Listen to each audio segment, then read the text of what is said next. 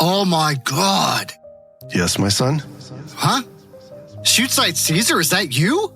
Yes, my young fledgling. What is on your mind? Single shots. You know how you like to put me on Medusa duty? I don't even know what that means, but go on.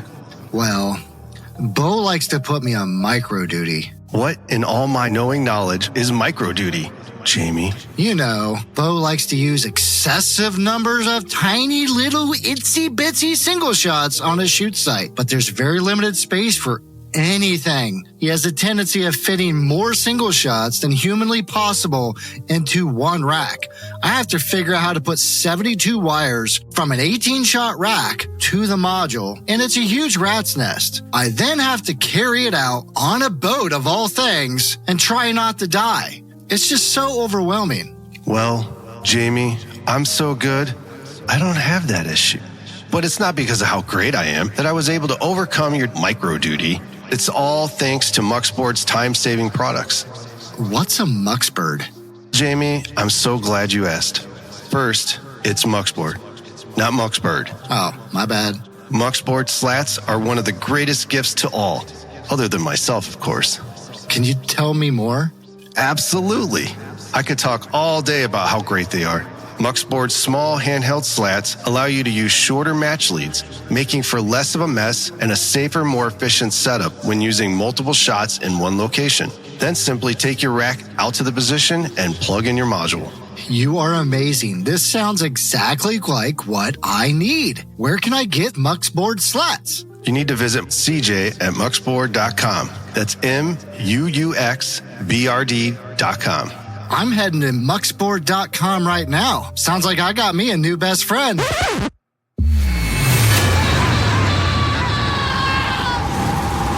Stop talking about it.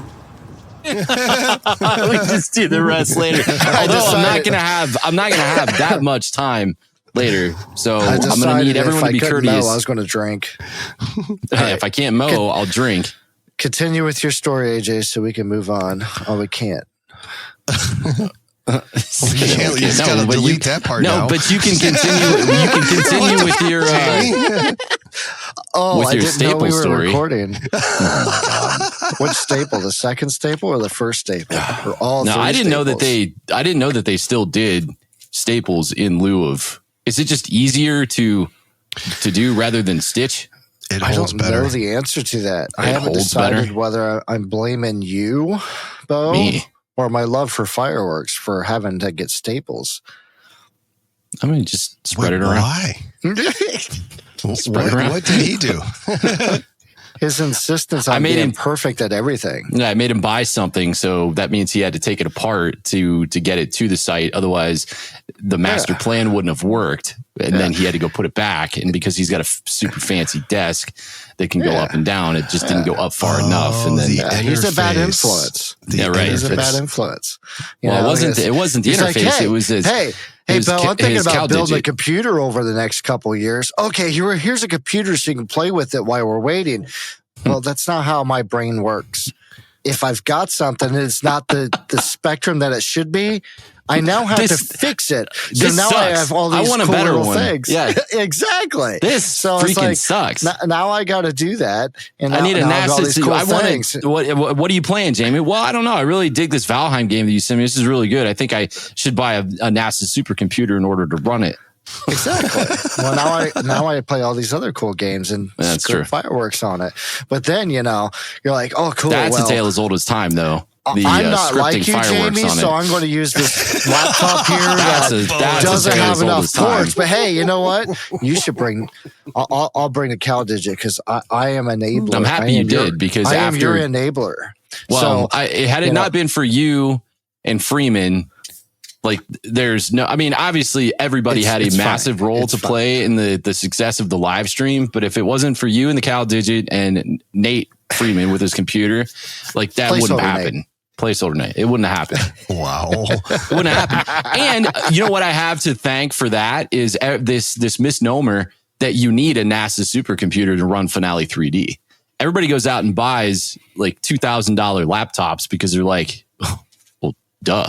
I have to be able to run Finale 3D. And when you look at the graphics, like what you need, I don't want to say, but my $600 like entry level gaming laptop can run it just fine, except for the spots where you get to like crackle and stuff. You get to crackle, or your like, excessive micro shots all in 5 seconds. Oh, look, there's 1,100 cues. I can do that. Just depends on the effect. Because even my laptop bogs down on your shows sometimes. I'm like, oh, God. But to finish my Staples story, I had to enable Bo. And that enabling created a process that was not necessary upon the return for COBRA-CON.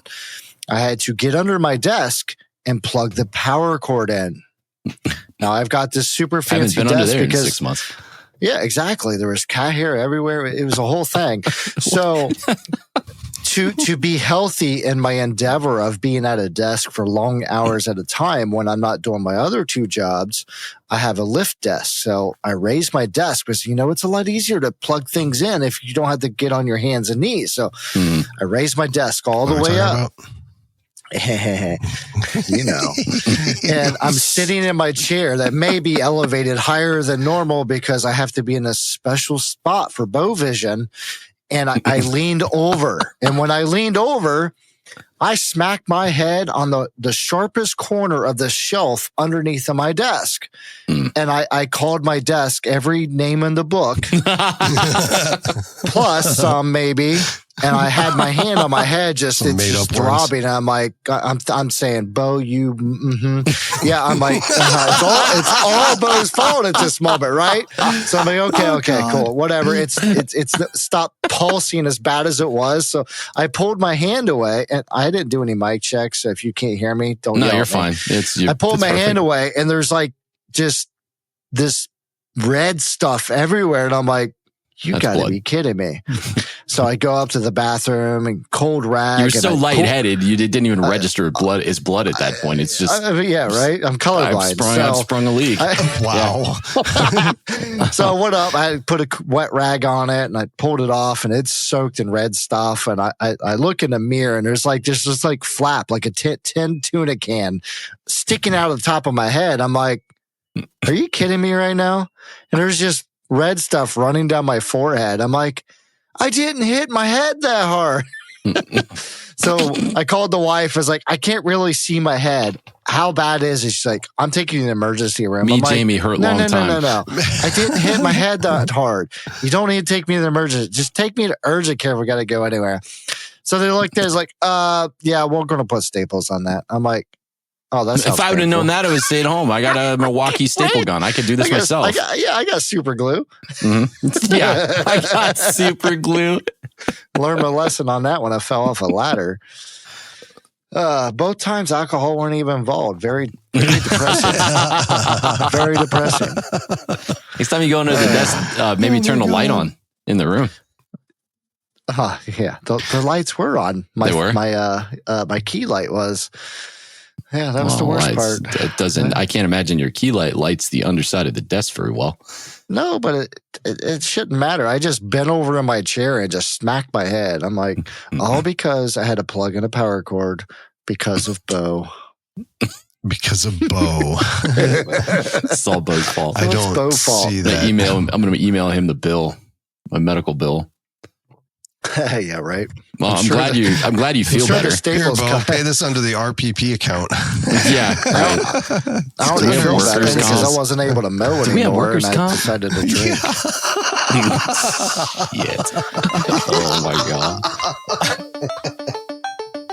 Before this really runs away, what are we talking about? Exactly. Pyro podcast. Where Rosie, AJ, and Jamie ignite your passion for pyro musical show design while testing the very limits of your capacity for stupid.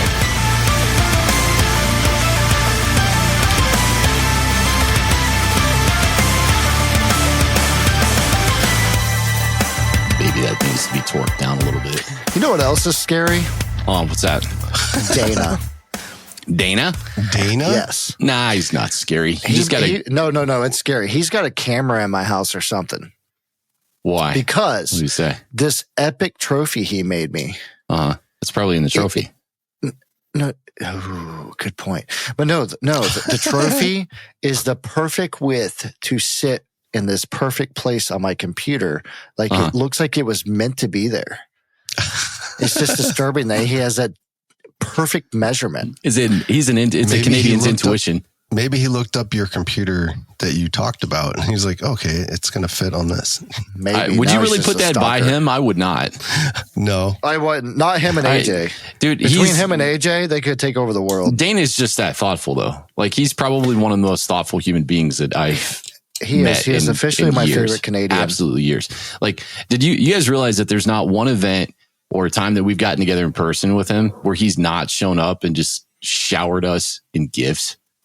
I know. I mean, that is a good human being. I love him. I want to keep him. Salt of the earth, dude. We're all going to have to fight over him then. No. Well, sharing is caring. Sharing is caring. Yeah. Welcome to the Rhythm Pyro podcast. I'm Bo. That's AJ. Hola. That's Jamie. And I care a lot. I care. And my head hurts. We're hobbyists and semi-professional pyro show designers. In this podcast, it's a place we can get together, talk shop, fireworks art, share some tips, tricks, news, and insights with you. Man, I need to turn these email alerts off. Jamie, that's one thing I noticed since we put this computer together is I've not turned my alerts off. How's that my fault? I like every 4.5 seconds. I don't know. How is it my fault that you got a hole in the back of your head? Hey, you know what? But it is. Okay. It is. It's okay. Don't worry about it. Everybody's going to get blamed for something. Don't worry about it, okay? Yeah. Hey, if you're enjoying the content, we'd love to hear you talk about it. Go join the Discord community and share us around your social circles. We're on Facebook, Instagram, and YouTube as well. And a huge thank you to all of our Patreon supporters, patreon.com/Rhythm Pyro. And this week we got a couple of show sponsors. Obviously, thank you muuxBRD for your continued support. Not muuxBRD. Not muuxBRD. It ain't muuxBRD. It's muuxBRD. And then from the desk of Cobra Firing Systems, fireworks are more than just shows. They're about the people behind those shows, as evident at COBRA-CON. Wonderful. That's the subject of today's episode. But the people who make the industry special, Cobra Firing Systems, is proud to support the Rhythm Pyro podcast. Thank you for all your passion, Pyro, in the community. Scott, guys over at Cobra, thank you guys very much for supporting the show. We love you guys to death. Thank you so much for your support of the live stream this past weekend, because if it weren't for you, we probably would not have been able to get that off the ground. Huge thank you to Fireworks Forever for their support. And you know what? I pat myself on the back too, unless you guys want to pat me on the back. Thank you, Bo. Thank you, Bozy Music LL. Thank you, Bozy Music LLC and Pyro Trap. You didn't even let me finish. Okay, go ahead. No, take it you away. killed it now. No, take it away. Take it away. Come on. Take it away, Alfred. I lost it. Alfredo. Take it away, Alfred. Alfredo. Say it again. No. The thought's not with me anymore. No. Right. Actually, when you said thank you, Nathan Dexter, for that, I was thinking, I'm like, if this ends up in Discord, dude, that was the greatest thing ever. You know, it was really funny hilarious. too. It took every fiber. It took every fiber in my being too, because that was the day after I was salty about pulling your picture out of the slide deck. He sends that thing the day after, and it took every fiber in my being not to go, oh God, he's not going to like that, Nathan. You better take that back. He's going to want you to retract that. He's not going to want that on the internet. He doesn't want anybody to see it.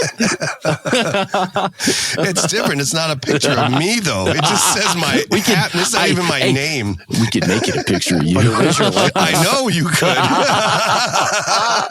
Alfred, we person went to play the badminton, Alfred. I followed that dude's account too, because I'm like, this is too much. I was gut laughing when Nathan sent that. I thought that was hysterical. I'm like, how have I not? Like, I watched some stupid shit on the internet. How have I never seen this guy before? This is too funny. Oh my God, I need more pain medicine. You guys are going to make me laugh all day. My head is already throbbing. Okay, this week's episode is probably going to be short and sweet. Derail. Nah, it ain't that bad. We're gonna be talking about COBRA-CON. This is going to be Rhythm's official COBRA-CON wrap up of 2025. Guys, what'd you think? Did you have a good time? Amazing time. It was chaotic a lot of fun. time. Yeah, it was chaotic, so and it was like What constantly was chaotic about it? It's very organized. Pedal to the metal. I don't know if that's the word I would choose to use for it. Well, not the event, just our stuff. It's like, oh my God, it was chaotic. Yes. COBRA-CON was very organized. And this is like, we had COBRA-CON was really organized. Our was not, was the opposite of organized. The Rhythm Pyro craft show was not as organized. It was funny though, for all the people that walk by the table. There's people coming over, and you just love the women at the event. They're just taking pictures of all the heat presses and the hats. They're like, oh my God, that's so cute. Look at their hats and t-shirts. And they got a hat they say, press. did you hear what kind of hat press do you have? I did my niece's nitty knit thing a couple weeks ago too. But the more you think about this stuff, we've not done our official internal debrief on COBRA-CON yet, so we have I think we know all of the stuff going to come out. Yeah, we know the stuff that we probably should change and fix for next time around, but we've not gone over it yet. So this is really the first time that we've had to look at it and laugh, because when you're in the heat of the moment, you kind of get that luxury, but not really. Oh yeah, there's a lot of learning there. A lot of learning. Number one, bring more hats. Yeah, there's one. Pyros love hats. Yeah, sell out 3/4 of the first day. Pyros love hats. Thank you, everyone. But they only love hats at the trade show, because I kid you not, the only reason that I ordered as many hats as I did is because in the past 3 years, I think I've sold a grand total of 3 hats. It's not been a lot. It's like one of the least selling popular things in the store. I got to see it and touch it. If I see it, I'm like, oh, that looks cool. Now, it was the most pain in the ass to make for you. Mm-hmm. I watched you make those. I'm like, I'm so glad you're doing that, because that doesn't look very fun. If we do it, if anybody listen to this podcast and we do it again, you know how long that line's going to be just because it's a pain in the ass? It's going to be so long. It's going to be great. I'm going to record it. Yeah, go ahead. Do it, Bo. Sorry. No, I was going to say it's like, and with the hats too, like you have to, it's ridiculous, because when you press it, you got to make it nice and warm, so it like starts to form to the pad. Wait, what? You don't know the intricacies and hardships of pressing this stuff, because you were front of house doing what I should have been doing the entire time. AJ and I were in the how trenches. did I get stuck in that? Because you're good at it. Yeah. Okay. You are. You're good at it. You're relatable. You're relatable. I'm a sucker. I was the nervous guy in the back. I'm like, sweet, I'm in the back. I'm the shyest of us all. You are the Nobody least even knows shy. who I am. AJ shows up and he's like, this looks like heavy machinery. This has got my name written all over it. How do you work this? I'll tell you how to do it. I've never seen it before, but I'll tell you how to use it. I do that. You tell me I can take this t-shirt and put this logo on it. It was dummy proof. It was dummy proof. That's why you were, because you were like, hey, this is pretty easy. You want to man this? I'm like, I got it. I'm stupid. I know. I see what you did there. I got the easy one. I see what you did there. I got it. I got it. Oh, God. What did you guys think of? Let's walk through COBRA-CON from, I guess, the very beginning. So if we start at the road trip? The road trip, yeah, that's awesome stuff. You know what I wanted to do is I wanted to load in squirrel voicemails, because we did have at least one voicemail from COBRA-CON. This is dude. Please tell me I'll stop for data. It's the voicemail that you think it is. The problem is like I've been told I've not reviewed this, so I have no idea how much beeping is going to be involved in this. It's essentially drunken voicemails. Yeah, right. You guys called at like 4 a.m. You called the voicemail line. Not you guys. Yeah, the whole thing is probably just going to be like a big long beep. Drunken voicemails. We called AJ to see if he made it home yet too. He's just sleeping. Wait a minute. You called? Oh, that's right, because he left that night. Yeah, after the podcast or after the voicemail that Dana left. Yeah. Dana told me he was talking to oh God, who's the other one that taught the other audio class? Oh, Miles. So Miles, I like him. Wife, I think he said, and she's cool too. Her sister was there. Uh-huh. And he said something about knowing us. He's like, oh yeah, I know those guys. And then he's like, I stayed in my room. And they're like, no, you didn't. He's like, I'll call him right now. And they say he called me. And he's like, he picks up for me all the time. And I didn't pick up. And I remember when he called me. Long voicemail. I just got home and I'm looking at it and I'm like, I'm walking in the door. I just need to walk in. I'll call him back. And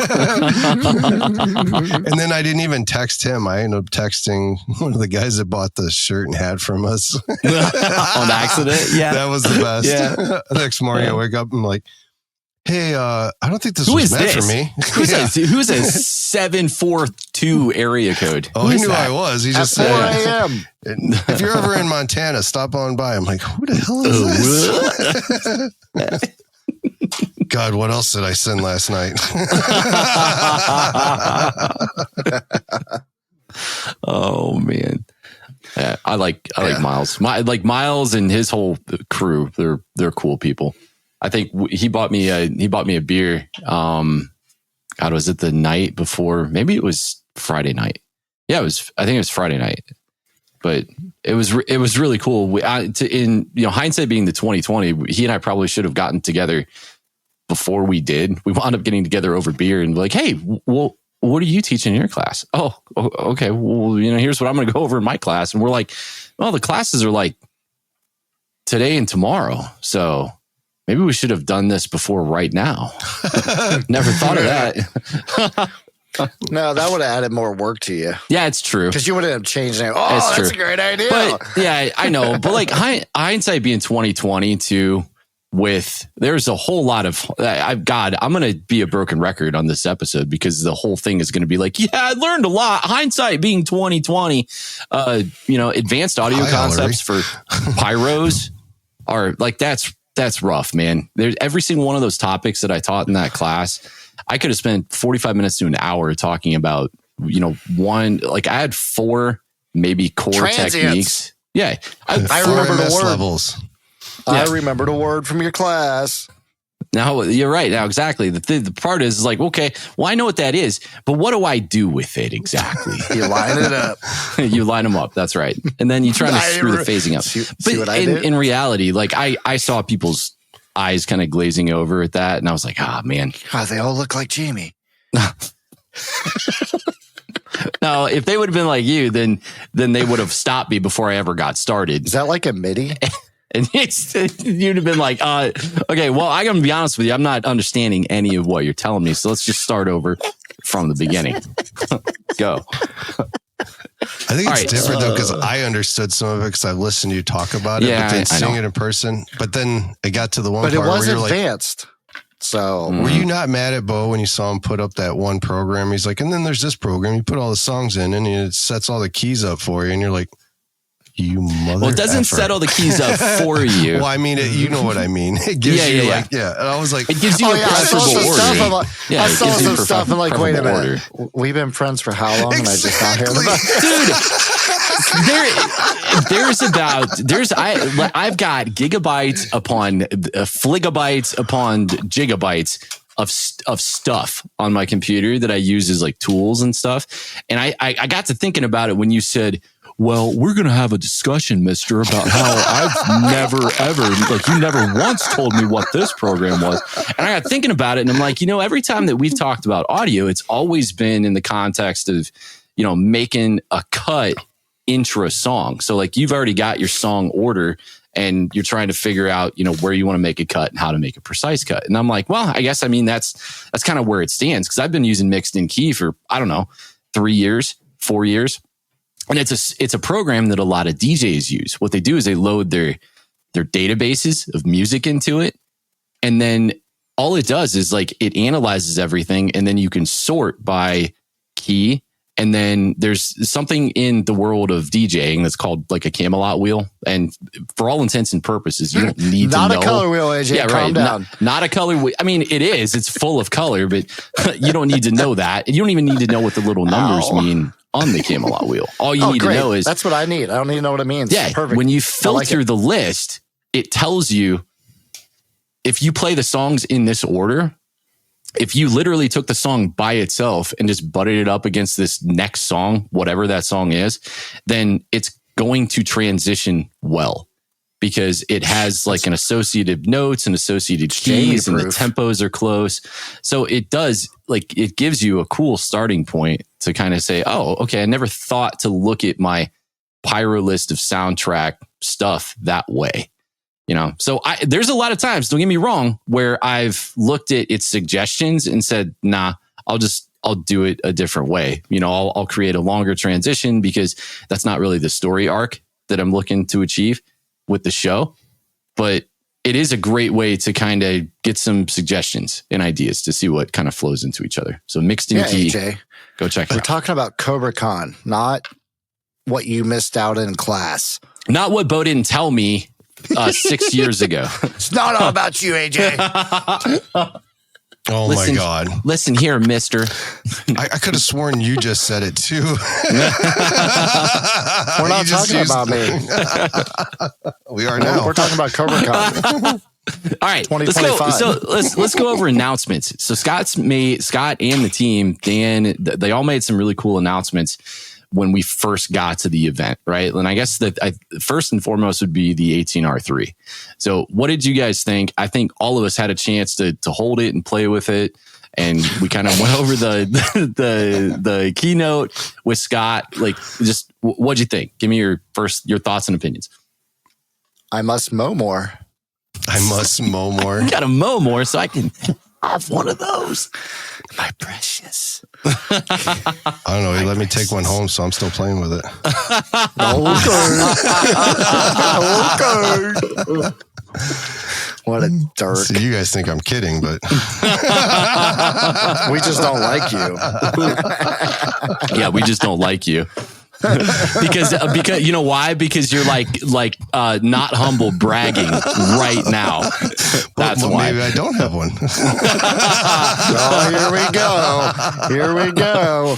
You'll never know. You should get you can put it through a durability test and you have Amber just smack you in the head about 40 times with that little black box and see if it like dents at all. But why? I'm going on the box plan. Because we got to put it through a durability test. That thing's built. It's going to give the little black boxes in the airline industry a run for their money.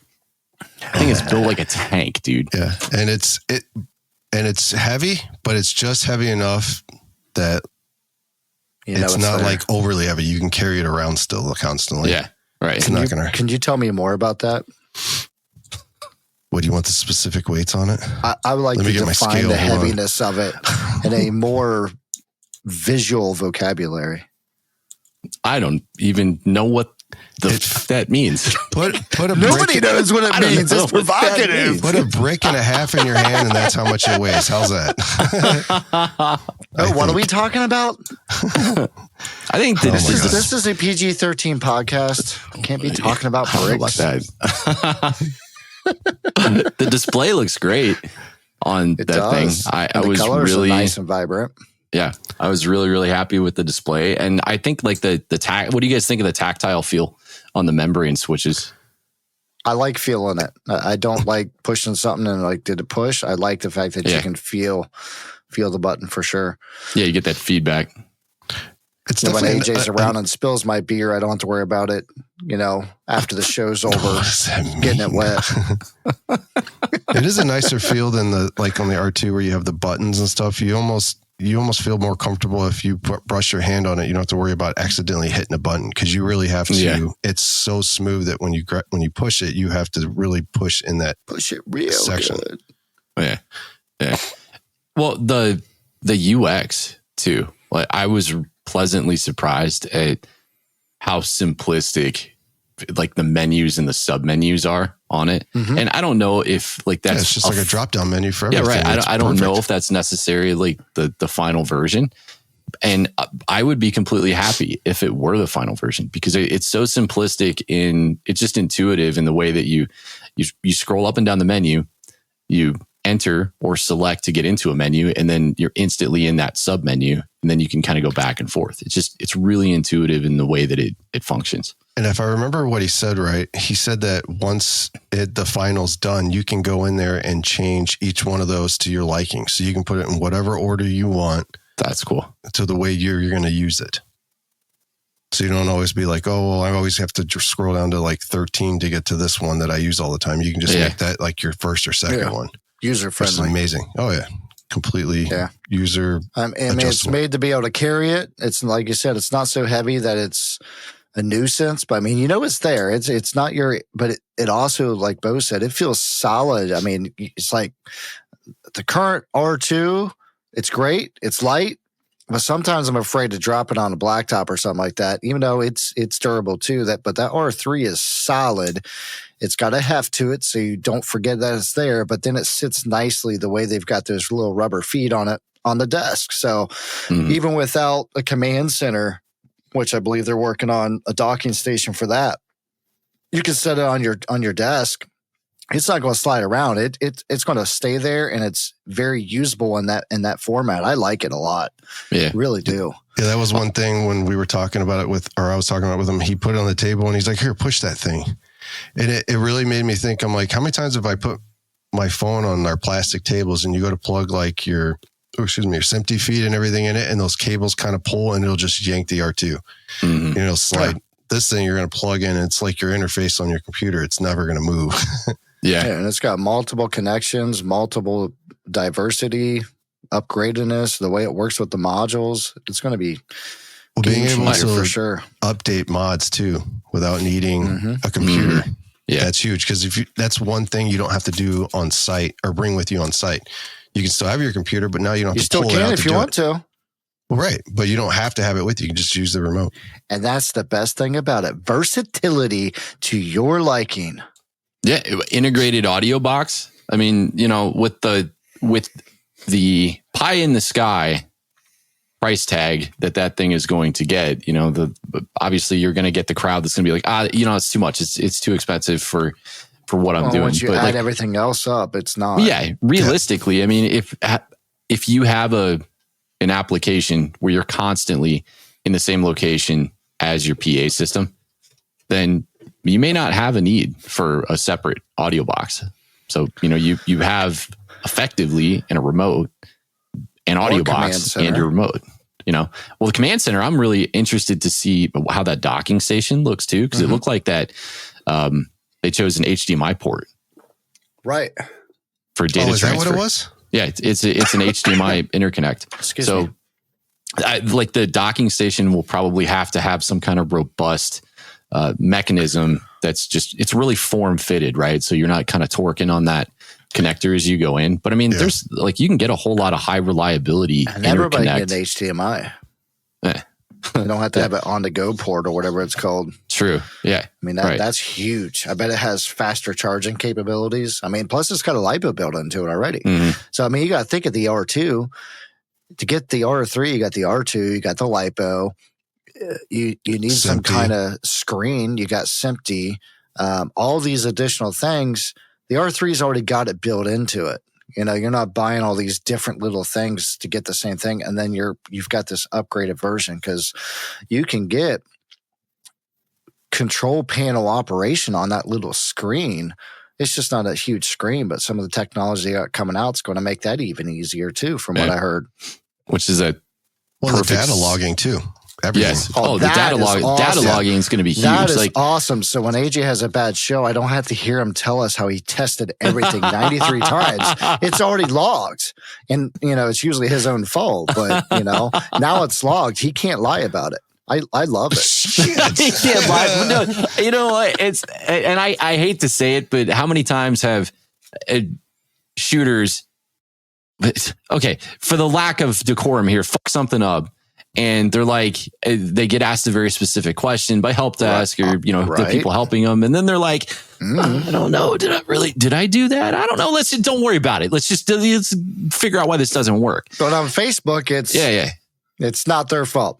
Yeah, I did it like this. I know it. I remember it. I love that. That should have been there a long Show time me ago. the That's logs. Show me the great. logs. Show me the logs. Show me Show the the logs. logs. Show me the Yeah, logs. Show me right. the logs. So glad they love Come that. in with the logs. Come in with the logs. Yeah. Come in with the logs. Show me the logs. I'm glad we were on the same. Show me all the wavelength blueprints. on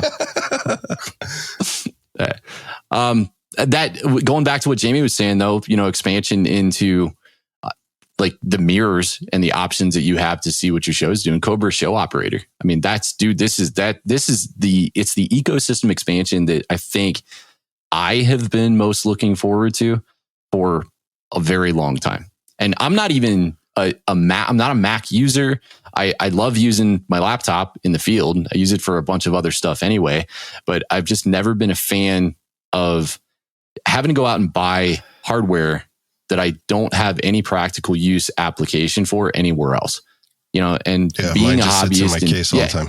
Yeah, Or just being somebody that only shoots fireworks because it's fun, and I just I don't do it commercially.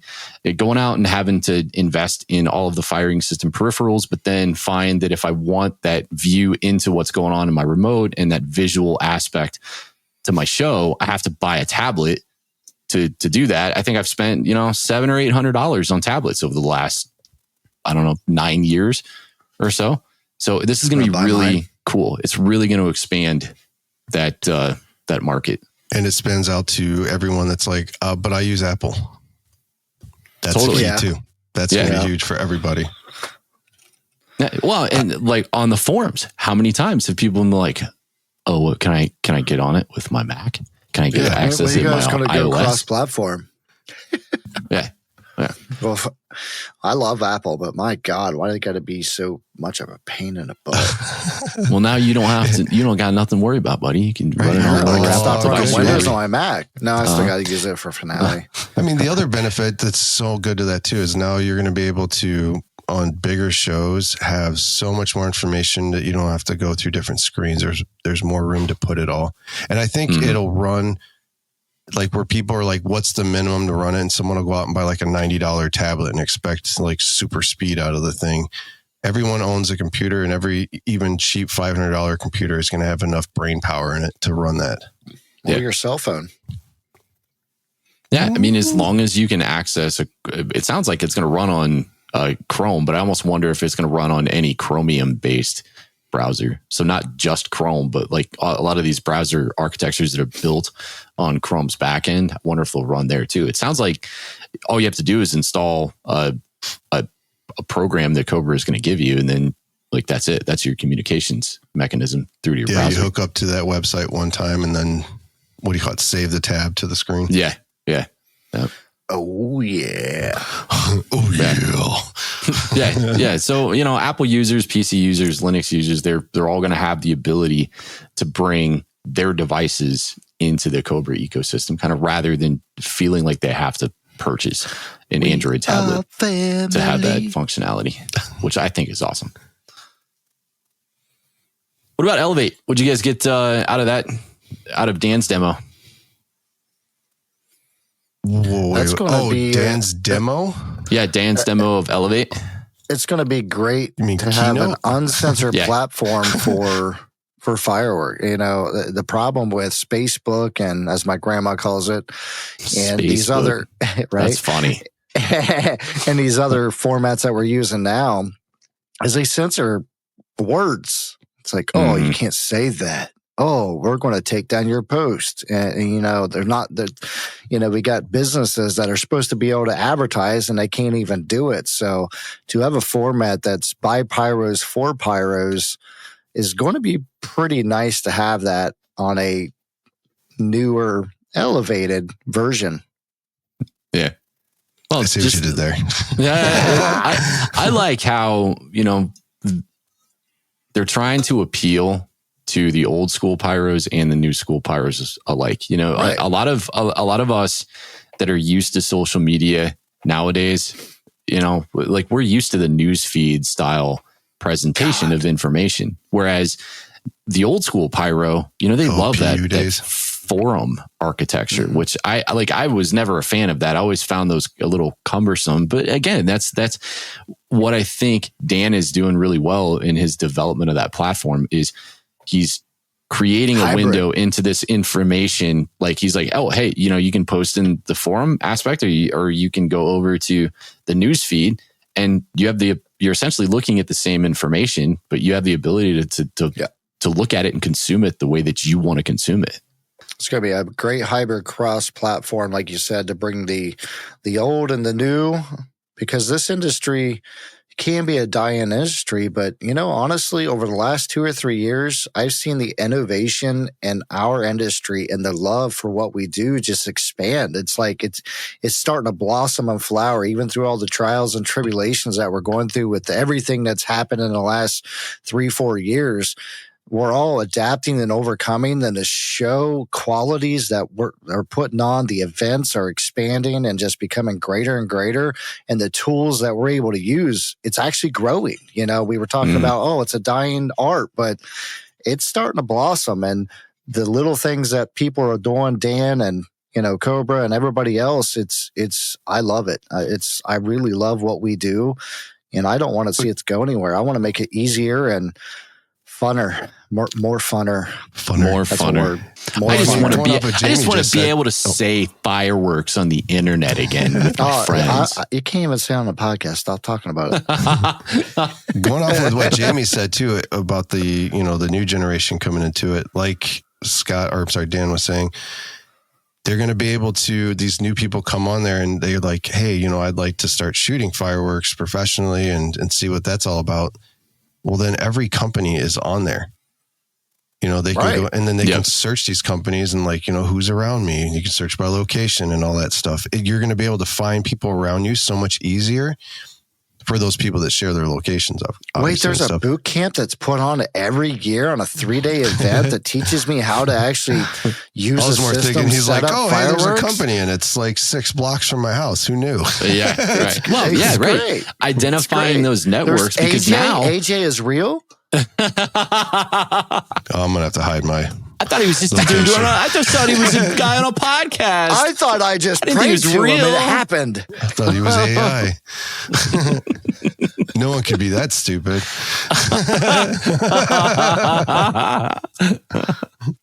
All right.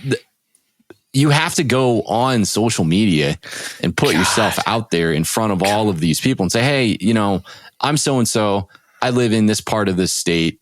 Who's around me? And then you're at the whim of just trying to figure out, who's going to respond to that. Yeah, or you need somebody to direct you to somebody else. Like having this platform you're going to be able to click on profiles. I can click on your profile. I can click on Jamie's profile or Chad's or Dana's up in Canada. Who knows? Canada. There might be more Canadians after this.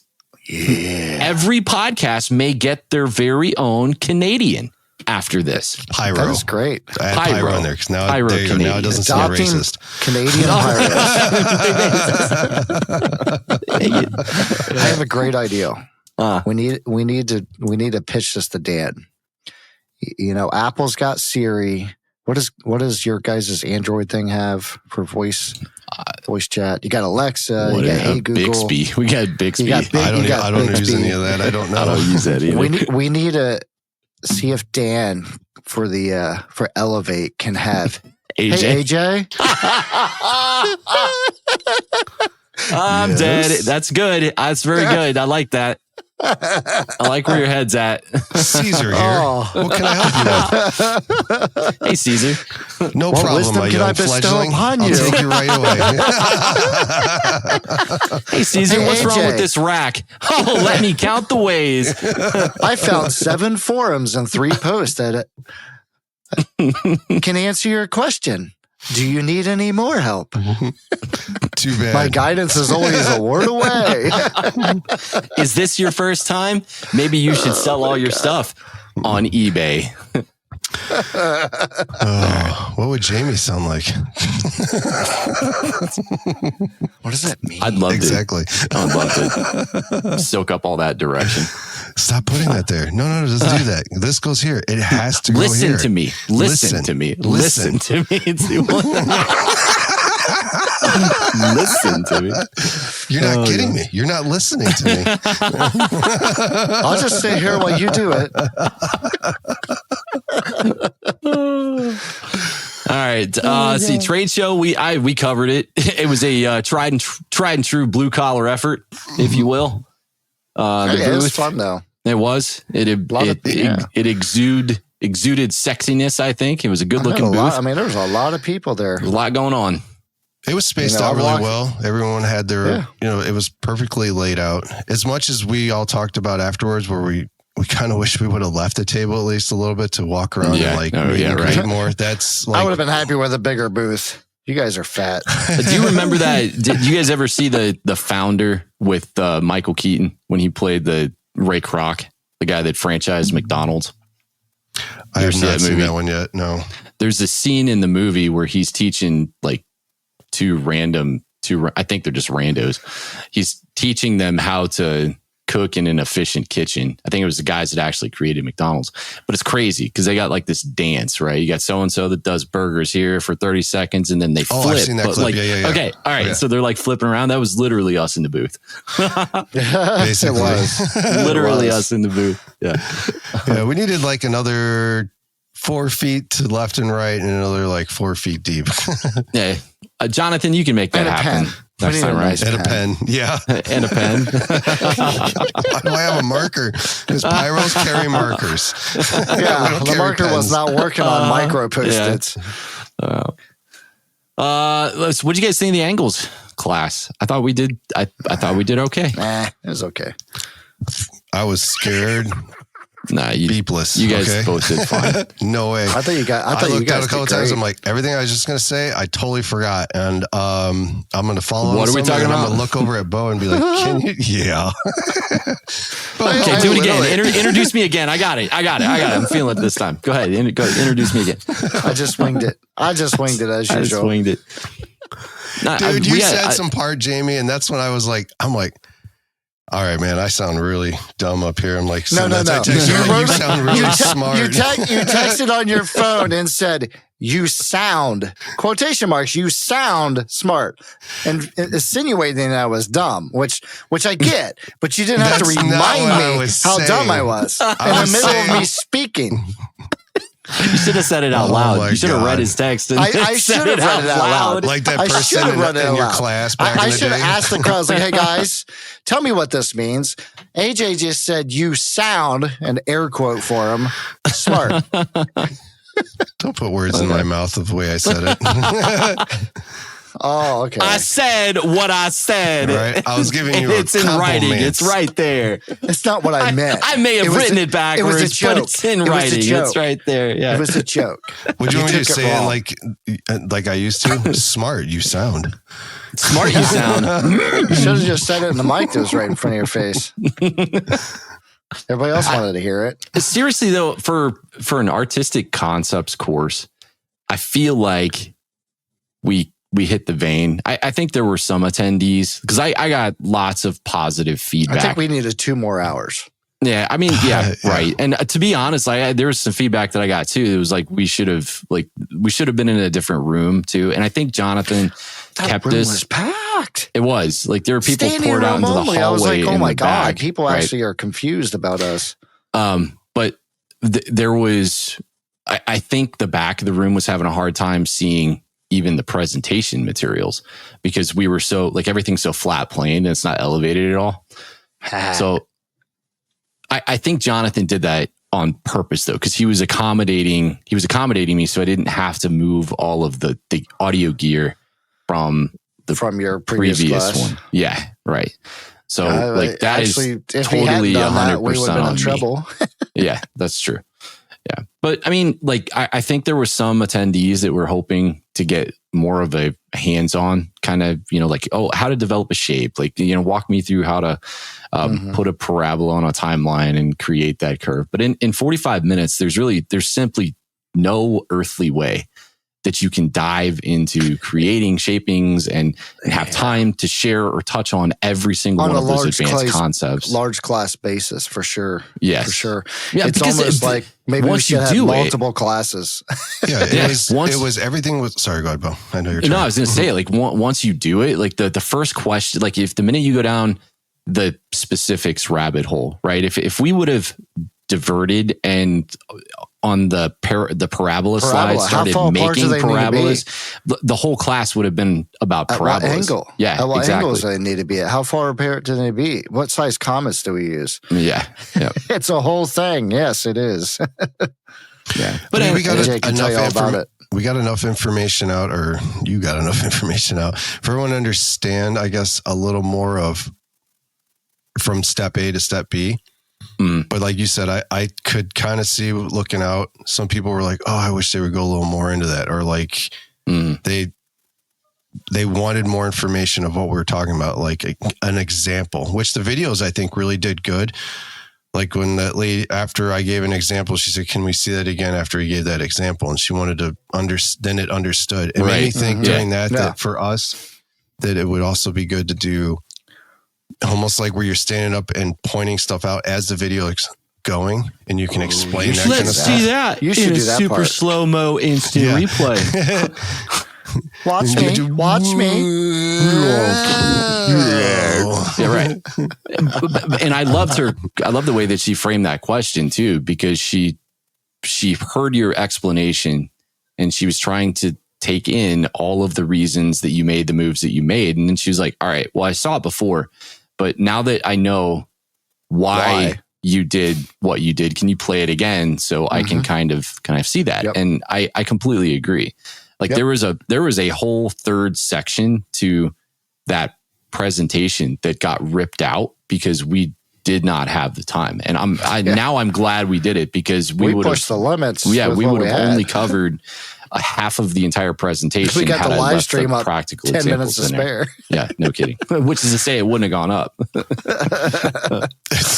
Yeah. Yeah, but I was super nervous at the beginning of that class because I wanted to ask everybody, hey, did you take Drew's course in Finale? Because that would have been the closest thing to practically getting hands-on and learning the technicalities of, okay, I know what a parabola is. You know, I know how to moment frame or whatever, but like, how can I do that? Like, how do I get hands-on and actually do it? That would have been the closest thing. Yeah. But then there's like, did you take Drew's? Did you take Travis's? Okay, cool. You guys are set. And did you notice how many people did not say they didn't take that course? I was like, oh God, we're screwed. 20 of the 100 and something. A lot of people took Travis's class, so I was good. I didn't have to talk much. Yeah. Who knows? Maybe we can make a few shorts of us just talking about it. Yeah. Well, and this is really COBRA-CON good because follow-up.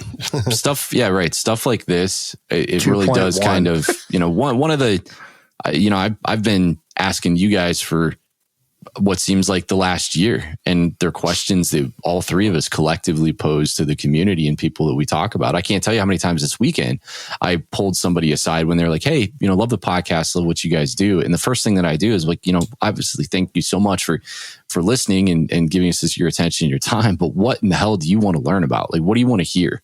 Because I feel like I don't want to feel like we're getting stagnant with educational material. And I want to continue to provide that, but going to events like this and getting feedback after you teach something, it does kind of open you up to feedback, and you realize what you need to spend more time and effort on, What'd you get back? What did they say to you? That's it. They're just like, well, hey, I would have loved to have seen more practical examples. Which, I would have loved to have gotten in there and oh, you meant the class. I thought you were talking of the podcast. Like sorry. No. Like people telling you, given feedback on what they had just been taught or what they just learned. Because there's always, like, every human being digests information differently. Some people love the conceptual stuff, but they already have a preconceptive notion of the concept, right? So it's they're just visual looking learners that want more visual. Yeah. And then you got the guys that are so new to this that they're like, let's face it, when we all got started, the first thing that we wanted to do is really get in there and learn the tools. That's what made Pyro so exciting, was learning all of these tools. And then when you go to a concepts and a creative class, like the angles class, you're like, oh, well, that's awesome. And I mean, it looks really cool, but how do you do that? You know, like what? And there's only so much of that you can say out loud, you know, just like with the moment framing stuff, you know, you kind of explain it, and I can say all the live long day. If you're working on a timeline, you build your moment out, and then you kind of move things around on the timeline until it literally exist in front of your face in the void spaces that you want. But then to somebody who's never played around in the tools, that line makes no sense at all. Like they have no idea what you just said. You know what? What about that? We could take like keywords like that, like moment framing, definition, and then have that posted. Yeah, totally. And then we'll do like, I think that's along the vein of what we need to do more of on the show. And I think we can do that, because it's like, I needed a definitions episode. This experience in just, again, kind of refreshing things, because you tend to exist in an echo chamber. And when we're all remote, and we exist in the echo chamber of, you can ask and plead with the community to give you feedback all the live long day, right? But only a small percentage of the people that actually listen to the podcast are going to give you that feedback. But the minute that you've got them right there, right, and you get a whole room of 160 people that, you know, then they come up and they're like, hey, love what you did, but excuse me, what the fuck? Like, hold on a second. Can you complete this, please? And make it, just finish it a little more, so I know how to take this tool home, or take this concept home and apply it in my own shows. Travis, he had that color wheel chart thing that was in that room. I think that was from his room. I meant to steal one of those. So a guy came up to me. He's like, it's so like, how does that color wheel diagram thing work? And I'm like, in my head, I'm laughing. So I'm like, you're asking the colorblind guy. This is hilarious. I've been waiting for somebody to ask me all day. And I know how to use it, so I'm going to explain it.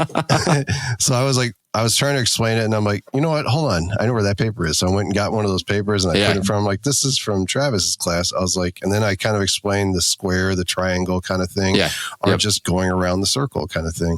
And he's like, can I keep this? I'm like, sure, it's not mine. It was mine. Sure, it's not mine. Yeah, it's Jamie's. Yeah. It was like 5 more at the door, man. Whole lot of that going on this weekend, giving away people's stuff. Where'd my nice bag go that my $300 table covering goes into? It was a worthy I gave it to Jessica. For a worthy member. She deserved it. She worked hard. It was one bag. I told her Bo's going to be mad. I did tell everybody, I was like, we should hide Bo's hoodie, and told him we sold it on accident. Yeah, I was pissed too, because I'm like, where's my hoodie at? That's my $40 blank. It's like, oh my God. Yeah, see, I'm a bad influence on you, because the hoodie I bought, you bought one afterwards. It was fun. Well, that was it. Like Cody has those same hoodies.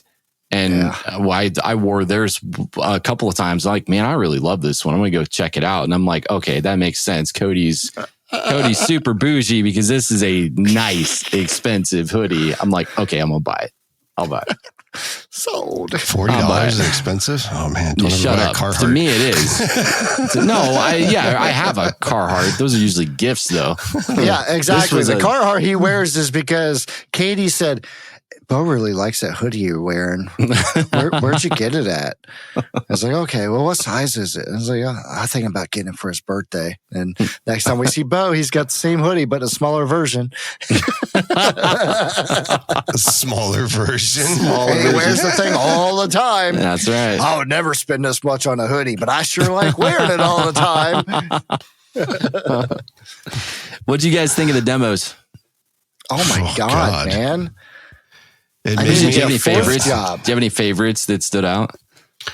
Superior. Yeah. I love their stuff, man. It was very, very good. it was amazing watching a lot of those people's product when a couple of them spoke, especially about their stuff being all consumer. And you're like, Iquimi? Pyromax was Pyromax. Iquimi? I'm like, oh my goodness. Yeah. I thought the Pyromax NCI's, stuff was Pyromax's stuff was really, really consistent. That's one for that's consumer and pro, or is that just 1.4 Pro? Pyromax is all 1.4 Pro. Cool. It's very, very symmetrical. I dug the burn times in the Pyromax stuff, and it was very consistent. They were very elevated too. They got up there. Yes, they did. But the Superior's colors were just so vibrant and everything. Your blues, oh my! Like the videos didn't do them justice at all. Like they were just. It was stellar. What show was it? I want to say that was Superior. Which one had the it was Superior. It had the waterfalls. God, I wish I'd have wrote that down. They had the canister waterfalls with the red strobes. No, they were just gold waterfalls, but they were canister shells. Oh, they burned to the ground. Yeah, but like that whole show, like they had a nice color in their cakes. It was very vibrant. Yeah. Mm-hmm.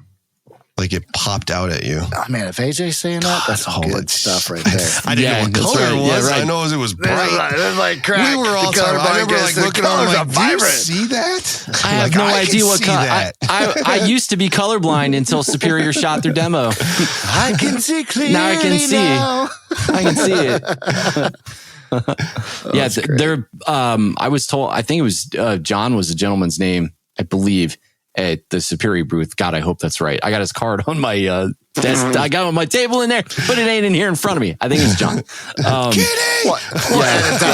Yeah, right. I guess it's him and his brother, right? He does a lot of the marketing, and his brother does a lot of the pyro stuff. But I asked him, like, hey, does your brother design the stuff down here? Because I love it when I can look at a pyro line, a product line, and you can tell that some real care and thought is going into what the effects should be, because it's really different. Like the stuff shows up over here and it winds up being super, super special. Like, like a lot of the strobing combinations and the color coordination combinations and the layering of some of like the angle cakes. Absolutely love this stuff. It looked so good. I was very, very impressed with it. Created around the color wheel. Yes. Yeah. Well, it just adds a level of aesthetics to something that traditionally was, I don't want to say pukish, but let's face it. I mean, consumer fireworks for the longest time, if you let a factory put something together and you just tell them, I don't care. I don't really care what you put in it. It's budgetary at that point because some colors are cheaper than others. Right. We'll give you the leftovers. You get red and green, red and green. So we swept the shop up last week, and then everything that made its way into the bucket, that's basically what makes up your stars today. Yeah. You're seeing a lot more of purples and lemons and just glittering waterfalls. Colors. Yeah. Sorry, I had to throw it out there. That's the name of that. Yeah. Oh, those canister shells? Yeah. Different colors are strobing now. You know, before it was, you can get white, sometimes red. Now you're seeing green. I'm pretty sure I saw blue strobe somewhere. Mm-hmm. And I'm like, oh my God, it's a real someone made blue strobe. Yeah. They're sold out. Don't worry about it. Exactly. For sure. So there was a scene in NCI show, and they were like donut. Yep. I think they were a cake, strobing donuts kind of thing. Do you know what I'm talking about? Yeah. Yep. Maltese. Those stuck out because I remember looking over at you, Jamie, and you were like, mouth open. I'm like, I like that. I'm a sucker when it comes to the Maltese ring, for sure. Big and bushy. And they had some nice go-getter cakes. I don't know if they were go-getters, actually. They might have just been meteor cakes, but I remember they were slower. They were shooting across the whole field. Mm-hmm. Yeah, it kind of reminded me of how we like hammer and anvils, how they have those colored ones like that. Yep. Having a variety I was impressed with all of the demos, every single one of them. What'd you guys think of the iShot demo? I wish I could afford it. Yeah, right. I mean, when they said they put the whole thing together in like what 11 minutes or something like that, I was like, wow, that's pretty quick.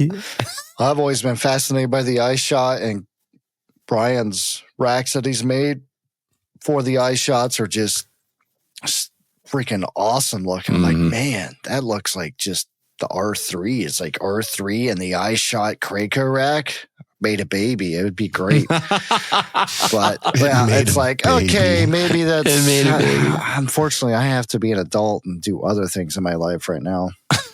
I'm thinking about just, selling everything, living in my truck, getting a trailer for storage, and just being a traveling pyro.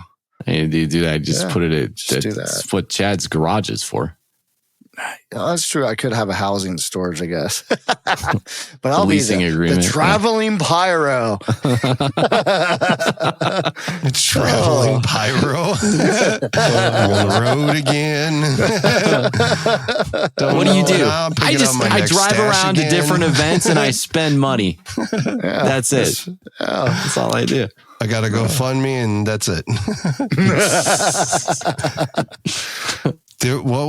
I don't remember which demo this was. I'd have to go back and look. There were these giant brocade shells that had like 7 or 8 stars that came out of it. Maybe even less, but they were huge and they got up there. They reminded me of like old school 62 Wasn't millimeters. that Pyromax? No, it wasn't Pyromax. No. 7 or 8 their stars. shells got up Is it? there. Well, I mean, no. like It was a Dahlia? giant brocade, but it was like little, it was stars that just came out. Like it was supposed to be the pistol of it, but they were really big, like the size of like a dahlia. Okay. All right, hold on. Do you Now think I it was gotta- maybe, let me was go it like look. a palm or something if it was a brocade? Hold on. Let me go look. He loves talking about things he doesn't know anything about. Oh, no, I just remember because I remember. I It's not remember like I looking get at it. you Get me and all going, excited. get it. "Did you see Like, this?" oh, that's it? No, That's it? dude, we talked Nothing? about it. I was like, look how high those things are going. They're breaking the size of the field. I'm like, those things are giant. You know, I talked to you about it. Yeah, but then I was looking at the bandwidth and like, are we going to lose this live stream? Do you know who all Sorry, got AJ. them? Sorry, Still AJ can't working. talk. Saving Bo's ass. Still working. Yeah.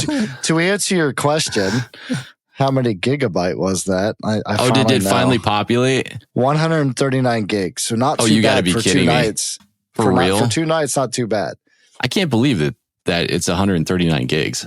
Because that's the only thing I've used my hotspot for. Did you But the forget to fact- turn it off afterwards? No, because you have to actually connect to my hotspot to use it. A 1080p So- stream though shouldn't. Man, that math doesn't sound right. 139 gig. It's the only hotspot that's ever been used this month. Damn. But the strange thing is it can be throttled back after 60 gigs. So the fact that we were able to put it up Wow, at 139 gig, that's insane. pretty impressive. That's a lot more than what I thought. I thought for sure that we'd come in under like. I thought we'd come in at like 45, maybe Well, you were That's uplink. like- Were you doing Discord and Twitch? double that. Yeah, we were doing Discord. So There you was were a feed sending- going out to Discord the You were first sending night. 2 feeds. Yeah, Plus, you had all the other devices, which shouldn't use that much on there, but still. And I was running off a Starlink for the video. man. Check that link real quick and go to 310, and then you'll see the shells I'm talking about that pop over there. They're Where'd you send this? Is this in massive. Messenger? Zencaster. It's in. Oh, How about you tell us the time? I was going to 312 footnotes. or 310. Started at 310. God, that's loud. I had to mute it. 312, you said? 310. I see 2 stars, but they are 310. huge. Yeah, they do get up there for their In they're up person, there. though, this video doesn't do them justice. Do you remember those? Those are They were, big Oh, this is brocades. Freedom First. yeah. Those things are, Tom and took It's they, got to be video. that looks, you know what that looks like? That looks like, what's the old, Noab. what's the old window? Like mega Noab. Everybody loved it for the longest time. oh God. God, that is up Pyro, it there. looks like Pyro candy. Is that, I've never shot it, so I think it's like, Oh, it's there's the brocades, but it Maltese that had, AJ likes. I think Pyro Candy was just brocades, and then there was another one that had brocades, but it had like red strobing pistols. This one almost looks like it's got It looks like glitterati, but it goes a lot higher and it has a brighter color right there. But they shoot them over and over again, but then they change colors. I want to say it goes red, white, blue. Yeah. Well, it looks like it goes like there's green in there too, and then well, you're telling me so. I think they've got. I think it is. Told you what I think it it is blue at the end. All right, then so that you guys know what I'm talking about. Oh, Tong's camera's pretty He's good. not It's pulling up crazy. those greens and blues really nicely. Yeah, the blues are washed out. Jamaica. Okay. All right. Let's see what else we got here. All right. Let's talk about the, the 1-4 Pro-Am shows. I know that's not what it's called, but tonight that's what we're going to call it. That's what you're going to call it. Tonight, that's what we're going to call it. And forever, that's what we're going to call it. COBRA-CON's first inaugural Class C competition. See, that's so much to say out loud. That's just too many words. Is that really what it is? I just said it. I think it is. Well, they can drop the inaugural part after this year. So that's a filler word that we can get rid of.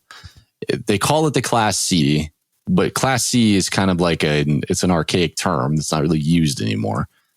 So I think they called it the Class C Championship is what they called it. So maybe we call it the 1-4 Championship. That's still a lot of syllables, though. Mike, congratulations on your W. It was an absolutely killer show, man. Michael Carr took home the W. The moment framing throughout that show, the shapings and the effect usage, it kept me on my toes. Showed a lot of control. Yeah, you did. You came out and you showed a lot of control, more so than what coming into it. I know you can design, and I watched what you did at your past competition show, and you kept really clean lateral and vertical fields. Like there wasn't I never saw too many instances where things were overlapping. In fact, I saw very, very few. And, the times that I thought you were recycling shapes, you didn't, because you used a compound secondary effect. And I was like, oh, okay, you got me. You got me. You did something I didn't think he was going to. Like, it was great. I loved it, man. It was a very good show. It was good. A lot of, I almost said eye candy, ear candy in his soundtrack as well. Yes. Oh, yeah. Yeah. The soundtrack was this is extremely, this is interesting because they only gave you guys 5 minutes to do your thing, and you mean gave them? That's hard. Yeah. They gave them 5 minutes to do this. So taking the soundtrack that you had, whatever you put together, it had a really nice story arc for the limited amount of time that you had to put a show up. And I was pretty impressed by that. Yeah, he didn't do one pace for sure. He was hook them, calm them down, and then close them down. Exactly, which is difficult in 5 minutes because how often can you really change the emotion in a 5 minute show? It's very hard to do. Yeah. Nate, your freaking sequencing and the technical showing, I mean, it's ESPN grade dude perfect type stuff. Yeah. Super clean. Oh my God. Super clean.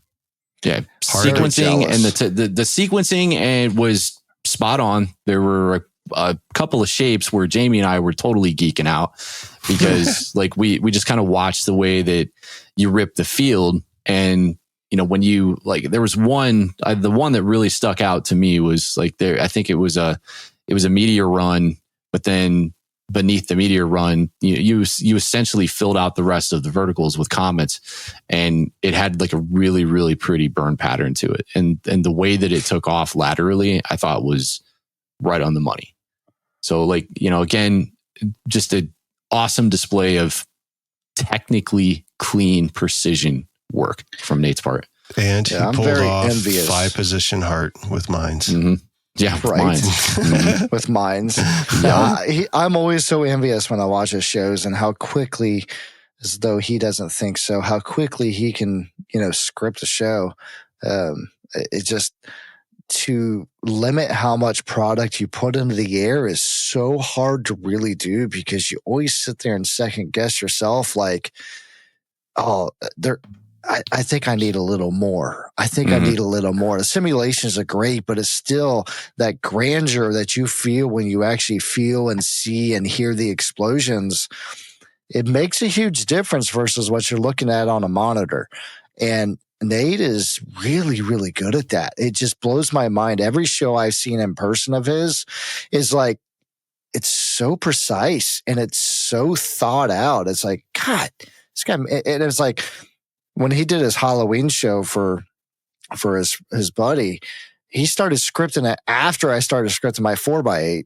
And he's done like a month before I've done scripting my 4x8. And then I watched it and I'm like, dude, seriously, quit showing off. He definitely knows when to breathe or let things breathe and let other things shine before he brings something else in. Yeah, it's a temperance that you need to develop, because in these competitions where, because I would be so tempted in a 5-minute competition to go nuts through the entire thing, and that's why I wouldn't think that, like, I would have a hard time tempering myself in order to put on what I would think would be a display worthy of competition level stuff. Because it's like, every designer has their way of doing stuff, but when you come to the competition field, you need to be able to show off all of your, like, all of the things that make up you and what make you all of special. Your skills in 5 minutes. Yeah, right. That's hard. Yeah, because that the competitors that you're going to be running out there against, sure, they may have a style, but all it takes is one of those competitors to kind of come out of their comfort zone and practice or show off something new or different, and then all of a sudden, who knows, maybe that puts you at a disadvantage. So you have to be able to do that, and I think all three of these guys do that really well. I mean, JP, loads of huge moments in his show, and I know in his preamble, he said that he changed his track, right? Like he had started designing around one track and then just decided to pivot and kind of do what is like it like felt right to him. So I almost wonder if in a case like this, I don't know this for a fact, this is totally just my armchair announcer speculation, I guess, and content analysis, that maybe he looked at the competitors that he's up against in Nate and Mike, and was like, you know what, maybe I need to change up my design style and do something different. And I'm really happy that he chose not to do that, because like there's nothing better than showing off your strengths. Show off your strengths, show off what you're good at, and you're really, really good at creating those big, impactful moments. I've seen 2 or 3 PGI shows now where I knew, like, going into it, that was going to be what was going to make, that was going to be what differentiated him from the rest of the group. And sure enough, it was like that his show was very much representative of what I believe his design style is. Yeah. Besides almost shooting you in the head. I'm fine. I'm fine. Your van got the blunt end of that stick. I could have been dead on the ground with no head, and you would have run over to your van, like, giving it the spit shine. Like, oh, Amber, did you see this? No. It's got bow blood all over it. It was more like, oh, she's going to be pissed. And then I'm like, oh, it's good. Didn't see that. We're all good. Thank God. Oh, are you okay? We are leaving right He's now. Fine. It's going to buff out. Fine. Yeah. I'll buy you a new one. It's okay. You're buying me a new van. It's great. But Mike, Nate, JP, all of you guys, I personally could not have asked for a better lineup of quality designers to kind of rep the few and the proud of us in the amateur design corps on that stage. And, thank you guys for pouring your hearts, your souls, and all of your money into 15 unforgettable freaking minutes of shows. It's truly going to be, it's set the bar. Like, Yeah. they were tight. Totally. They were Yeah. like Skywar quality mini shows.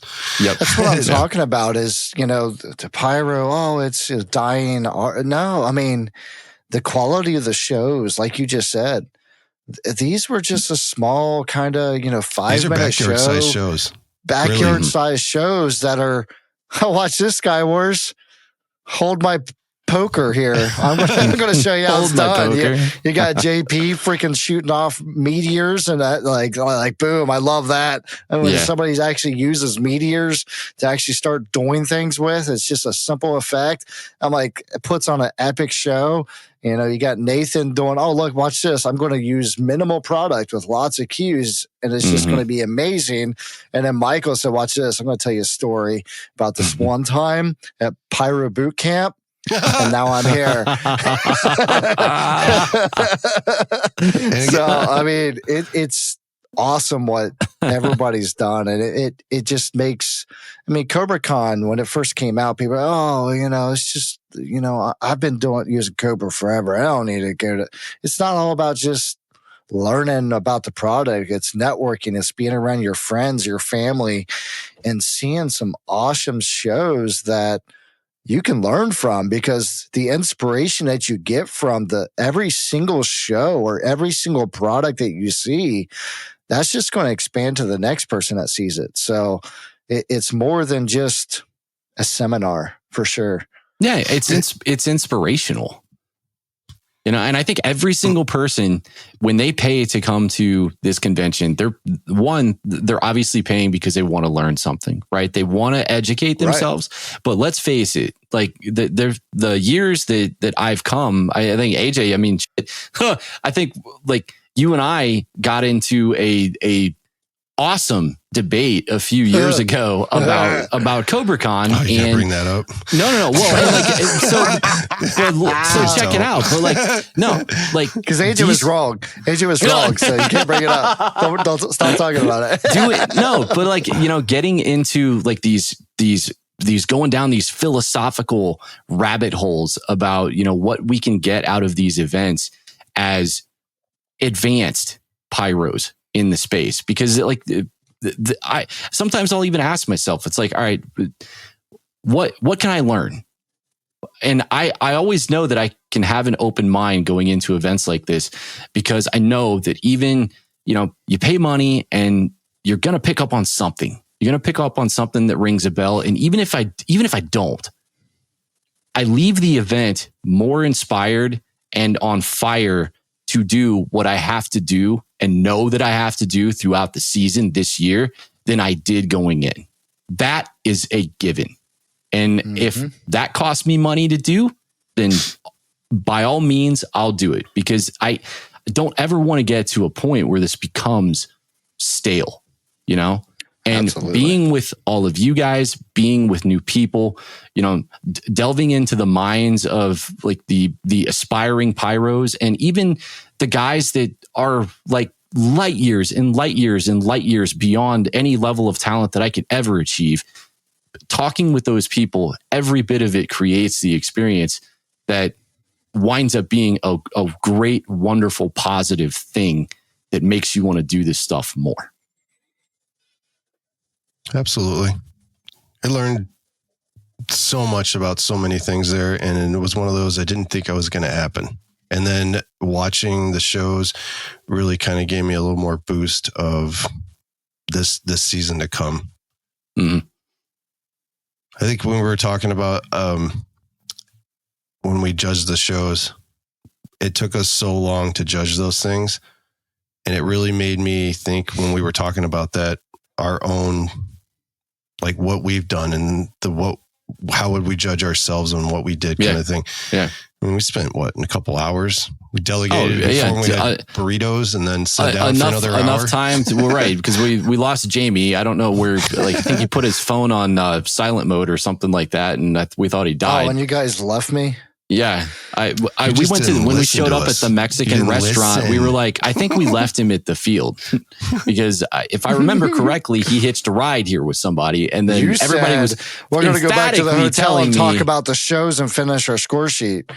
That's what was said to me. So what I do as a good little soldier boy, I went back to the hotel and sat in the lobby to work on the where the hell are these people? and then I got into fruitful conversation among other pyros in the lobby. My phone was on do not disturb. And 40 minutes later, I'm like, oh, I got a few missed calls. Hey, we're at the taco place. And I'm like, I'm freaking starving. What are you talking about? That would have been nice to know before we left the field. Yeah. Yeah. And you think that experience extends to the boot campers as well? Oh, I would say so. They What, get left at the hotel by themselves? Those boot camps this year? That one exactly. Right. I enjoyed these boot camps this year. Yes. Really well. Like They had some great teachers. Like, yeah. They are doing a Tyler, great Elvira, and like the rest of the crew. Lee, David, like the whole lot of them. They're every awesome. year they get better. They do and better. such a good job. Yep. Yeah. And I think Tyler's got that crew down to a science. They all do. You Yeah. They've got it figured out. I mean, each year that I've been, it has gotten incrementally, astronomically better every year. Like the shows, the coordination, what Cobra is bringing to everybody, and it's great. You know, everybody that comes giving their feedback because they really do listen to that. And they're taking it to heart. Play the same song twice, 3 times, 4 times, 8 times, the 10 song times. choices this year was freaking great. I'm like, this is so awesome. But they are truly listening, and it shows. And I mean, it's a newer event. What is this? The 5th year, 6th year? I've lost track. That sounds about right. It has gotten better and better and better and better. And they are always, they brought Jonathan on this year to help coordinate all this. And it's just gotten better and better. And they are trying, and they're asking for our input as attendees on what could be done better, Yeah, let them know, because that's what's going to make next year even better. Yep. Yeah, you have to be able to and don't be shy. Like don't think for a second that be honest. Yeah, be honest, and because you will never find a sensitive ear on the Cobra team, except AJ's, right? But he's not on Cobra's team. Don't talk to AJ in the morning. Don't talk to AJ in the morning. Yeah, the Cobra guys, there's not a sensitive ear. Like they actually want that feedback. They want to know the things that they could potentially use to, take something that's a little rough around the edges and then polish it for boot campers and the overall experience for years to come. They want that information. So by all means, when those feedback sheets come out, fill them out and send them. Yeah, don't worry. Scott's not made of glass. Just be honest. That's right. Totally. Yeah, and the rest of the shows, Tim's freaking show was great. Brian's show was great. His sequencing, oh my god! Tim had some really cool sequences, and there were some where he was walking some of those mines where I'm like, that's cool. I've not Brian's seen Brian's show. Yeah, I'm like, I love what Brian does. He acts like he can't script. Oh, it's all right. I'm not happy with it. It's okay. Yeah, I just try to show him the product. Yeah, and what, you see what David and Donnie did with Roman candles. I love that. I love that scene in their show. That was I thought that was a really cool shape. They put where Roman they had candles on a lift. And sequencing it out, and it's like, dude, that looks freaking awesome. Well, and they did a good job of framing that too. Exactly, because it was for that moment, just let it be. Yeah, for that moment in time, they let the product frame the crap out of that. And they were putting up shells strategically, it was really well filled out, and it wasn't a mess over that area. It was really, really good looking. I thought the finale looked great too. I'm the saying drone David and integration Johnny, was if somebody else really helped them well with done. that, congrats to you too.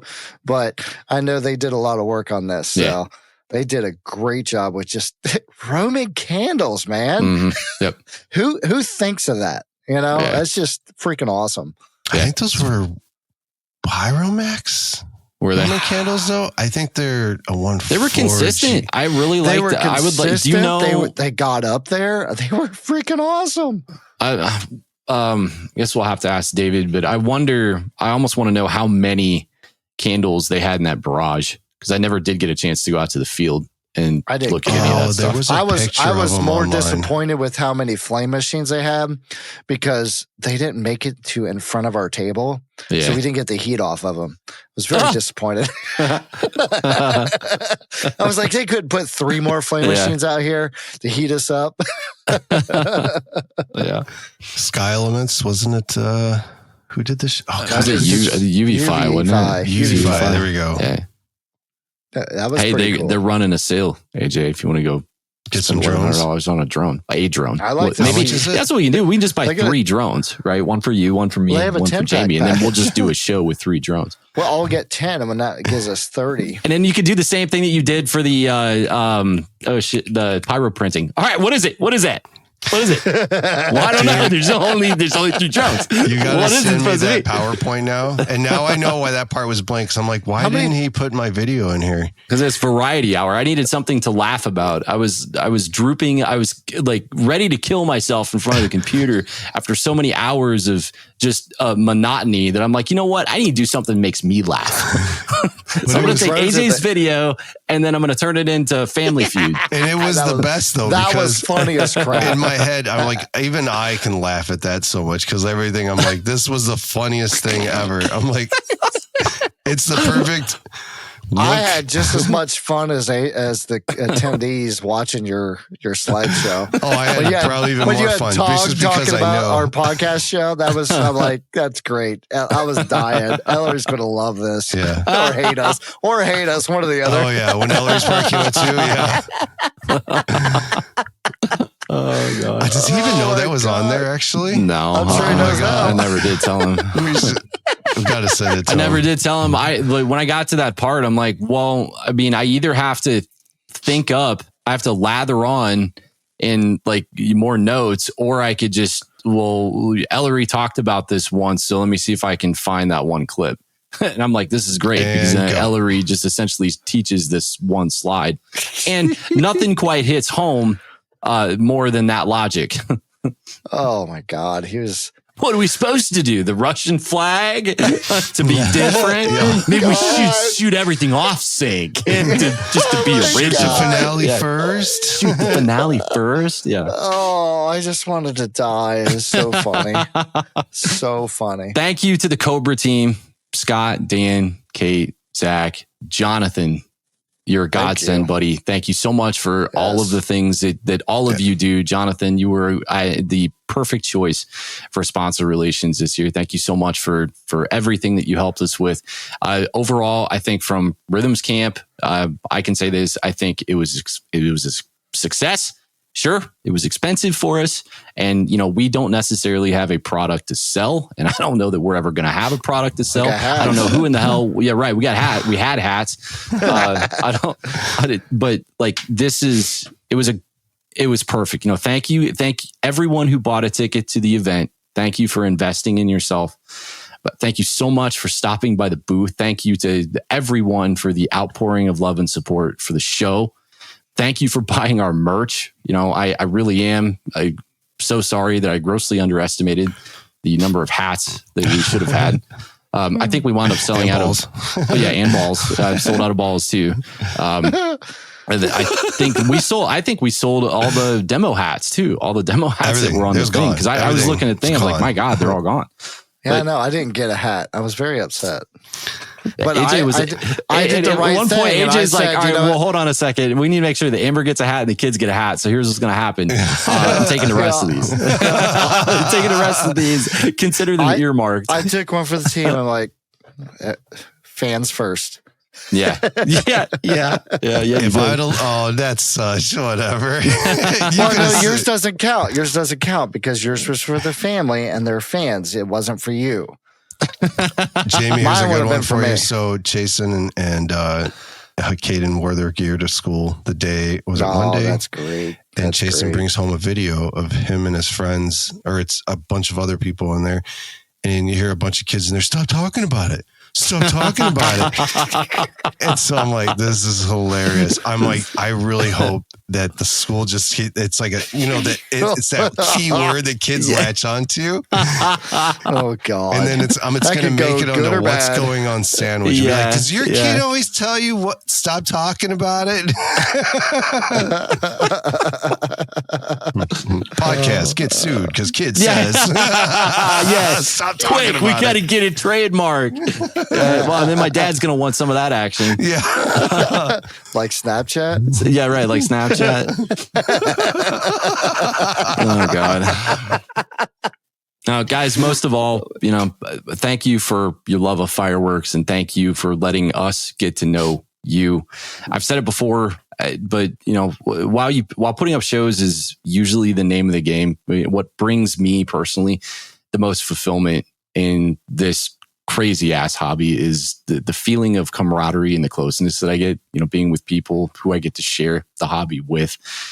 I get no greater high than immersing myself in these conversations and the moments that I get to share with you guys and you, Mr. or Mrs. sitting in your car, listening to us, and your loved ones, the people that put up with us and you guys listening to the podcast. Thank you for sharing your attention with us. At the event, stuff like that, it means the world to me that you would even give me 10 minutes to get to know you and your situation and why fireworks are so important to you. Thank you for attending our classes. Whether you listen to us every single week or it's just a once in a while or right now, we love you guys. Thank you so much. Or if you're Nicole, even if you're Nicole and you hate me, I'm okay and all with you that. Do is you can't stop talking about That's right. And you just can't stop talking about it. I like that. That's right. We love you guys. That's right. We do. Yeah. One of the biggest highlights for two was, like you said, people coming up to you and saying that they enjoyed it and they got so much out of it. And hearing other people give that feedback to you, because you're like, oh man, really? Like you can understand us? Oh yeah, I love this. Yeah, I mean, it takes me 3 or 4 times through, but I eventually get it. And the biggest thing I found people actually know who I am too. It's weird. It's like I was like, I don't talk on a podcast. What are you talking about? The biggest thing I heard from the one thing that came out of everybody's mouth I talked to said they love like our atmosphere with the 3 of us. Like everything's real. And it's just like sitting around. I heard this the most, like sitting at a bar or sitting around a fire. It was always just like that banter. And a bunch of people talked about, or would say, I'll be listening to you guys and I'll start talking to you guys. And I'm like, who am I talking to? He's like, that's what the conversation feels like to me. I heard multiple people when we were in classroom settings or at the booth. You guys really are like this. Yeah, because they really saw are us, stupid. Yeah, exactly. They saw us in IRL. Like, nope, this is really how we are. We're best friends, and we don't give a crap. Hey, you guys. Yeah. You know what you should use as a thumbnail for this episode is the picture that we all took. We're like, look at us. Yeah, like the first one we're trying to mimic the picture behind us. I'm like, I looked at one look at it and said, every single one of us looks like we've got a broom handle jerried up our. Oh my God. That looks awful. But that's what makes it funny. Yeah, I wanted to use that. I wanted to use that picture that somebody took of Jamie after he'd had 9 or 10 too many. Oh and my he's God! Sitting at the table. I think Mike sent it to me, but it's oh my God! Yeah. I died when I saw that picture. I almost came across the table after. So, I'll show that. I thought to myself, man, that wasn't a picture, by the way. That was a video, and he moment framed. He moment framed a transition from a lean-in overlay on my hand, and I'm like, "Are you serious right now?" He's still mad at me from last year. Clearly, I caught him in a moment. I'd have to be mad at you too. I caught him in a moment frame, and I promised to never show anybody. And you know what? I didn't. Then he does that crap, and you come over and show me. I'm like, really, dude? Make a thumbnail out of it. A2 Brute? A2 Brute. Oh my God. I missed so much Saturday night. I wanted to stay so badly because I was like, this is when all the fun stuff where you want to take photos is going to happen. You should have. It was fun. Did you see that picture or no? No, I haven't.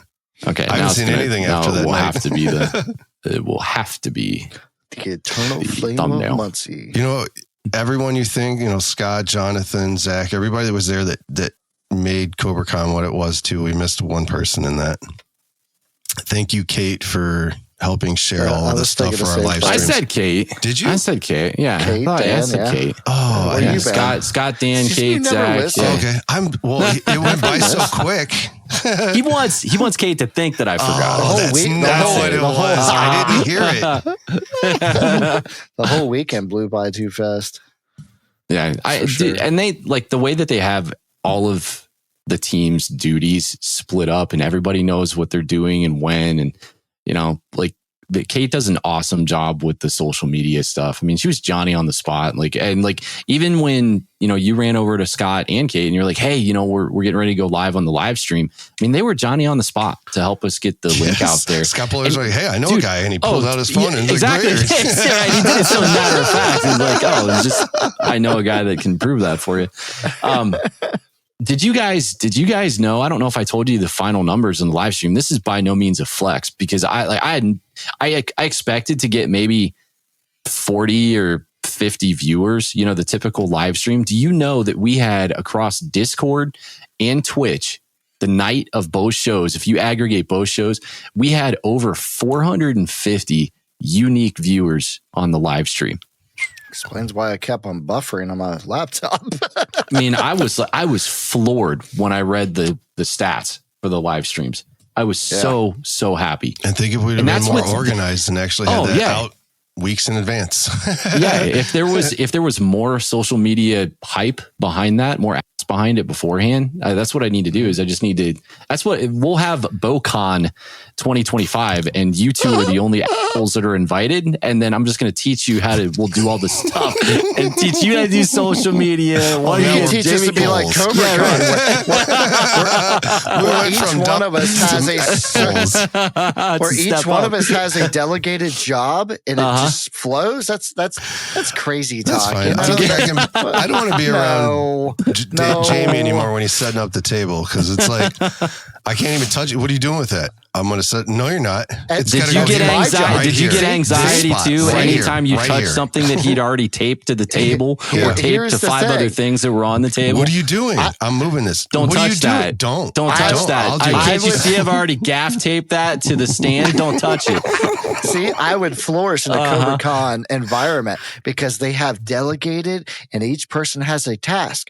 I do my task. You don't touch my task. Don't make me redo my task. Don't change my task. I'm going to do my task and I'm going to say, please, sir, may I have some more? Yeah, Jamie's drawn a line down the middle of the back seat. You better stay on your side of the line. If I got to track you down and say, hey, what can I do? What can I do? We've got a problem and I'm going to get on your nerves because I want to get crap done. Oh my God. All right. Well, we'll do, we won't do voicemails because we're an hour and 40 minutes and I got to make this one short because we're recording it really late in the week. So I think, come on, we got anything else? I don't want to do that either because then I'm really going to have to do some editing because I think I was told that I need to review that one before it goes live. That's perfect. Right here, you can just put one of those like elevator musics and be like, sorry, this message is missing. And then that's it. That's gonna be, here we go. It's the voicemail theme song. And then all of a sudden you think you're going to hear the voicemail. And then it's just going to be me overdubbed that said, well, guys, you know what? We talked it up the entire episode, but actually we can't air any of this. Yeah. Sorry. But at least we all know what it said. Yeah. What are we Play talking about? Play it. Yeah. I've been waiting this whole time for it. Now You it's can't FOMO me. We'll do it next week. Yeah, stop talking You about stop it. talking about it Yeah, and play the stop thing. talking about it. Now. Call it FOMO. FOMO. Both FOMO.